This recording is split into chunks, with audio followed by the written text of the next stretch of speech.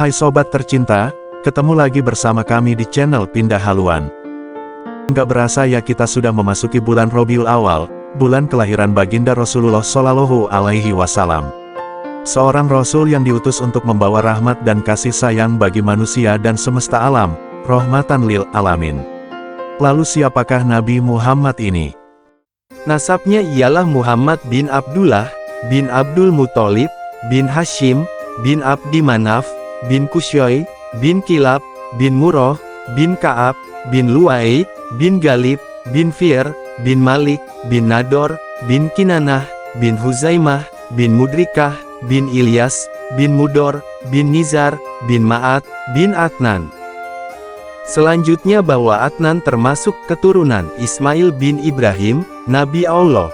Dan Allah telah memilih Nabi Muhammad dari kabilah yang paling bersih, keturunan yang paling suci dan utama.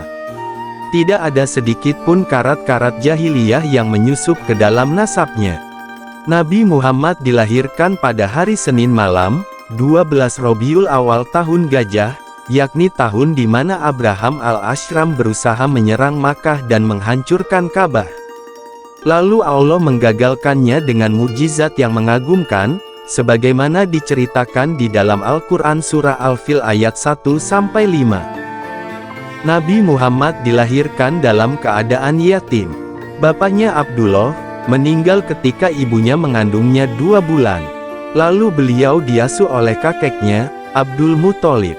Dan sebagaimana tradisi Arab pada waktu itu beliau disusukan kepada seorang wanita dari Bani Sa'd bin Bakar, bernama Halimah binti Abu Zuhaib. Kemudian setelah Nabi Muhammad berumur genap 5 tahun, beliau dikembalikan kepada ibunya Aminah. Dan ibunya meninggal dunia ketika Nabi berumur 6 tahun. Setelah itu Nabi berada dalam asuhan kakeknya, Abdul Muthalib. Tetapi setelah genap berusia 8 tahun, beliau ditinggal mati oleh kakeknya. Dan diasuh oleh pamannya, Abu Thalib. Ketika berusia 12 tahun, Rasulullah diajak pamannya, Abu Thalib pergi ke Syam, dalam suatu kafilah dagang. Pada waktu kafilah tiba di Basra, mereka melewati seorang pendeta bernama Bahira.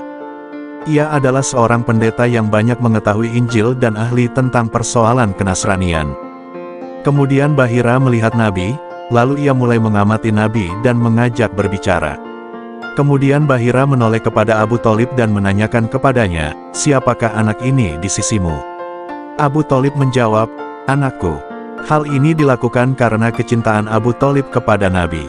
Lalu Bahira bertanya kembali, "Dia bukan anakmu, tidak sepatutnya ayah anak ini masih hidup."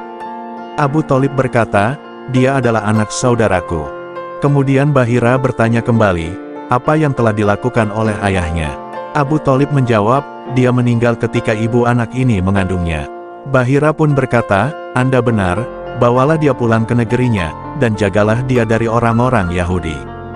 Jika mereka melihatnya di sini pasti akan dijahatinya. Sesungguhnya anak saudaramu ini akan memegang perkara besar. Kemudian Abu Thalib cepat-cepat membawanya kembali ke Makkah.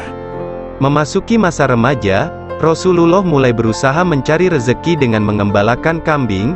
Nabi pernah bertutur tentang dirinya, "Aku dulu mengembalakan kambing penduduk Makkah dengan upah beberapa kirot."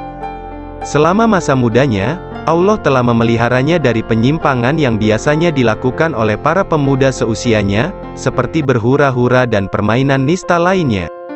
Bertutur Rasulullah tentang dirinya, "Aku tidak pernah menginginkan sesuatu yang biasa mereka lakukan di masa jahiliyah, kecuali 2 kali. Itu pun kemudian dicegah oleh Allah. Setelah itu aku tidak pernah menginginkannya sampai Allah memuliakan aku dengan risalah.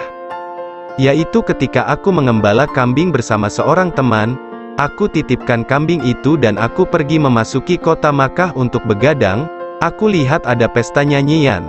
Lalu aku duduk mendengarkannya, tetapi kemudian Allah menutup telingaku, lalu aku tertidur dan tidak terbangunkan kecuali oleh panas matahari.